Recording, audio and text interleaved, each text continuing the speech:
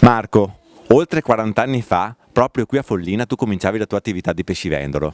Oggi l'ultimo mercato, un po' di nostalgia?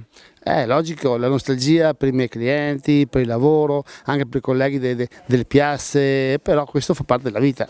Prima ho cominciato, ho fatto un periodo in fabbrica così, poi ho lavorato con i miei e all'età di 20 anni mio padre, dopo il militare, è mancato. Io ho dovuto assumermi tutte le responsabilità di casa a 20 anni con quello che hai per la testa e ho continuato.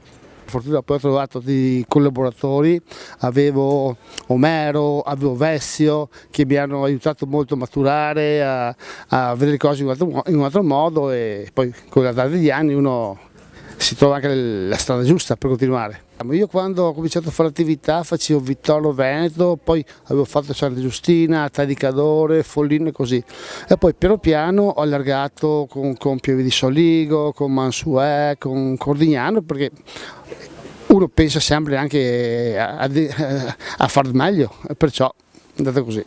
Poi uno si rende conto che nella vita si può cambiare, si può fare qualcosa di differente e per fortuna che ci ho pensato, però logicamente non posso rinnegare le mie origini, non posso rinnegare i miei amici, non posso rinnegare quello che mi hanno dato.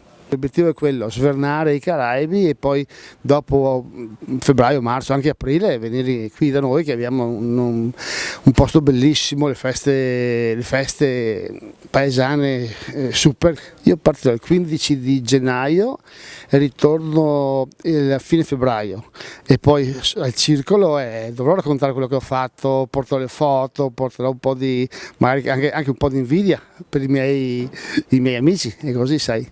Marco, buona pensione. Grazie mille, grazie a voi ragazzi, ciao.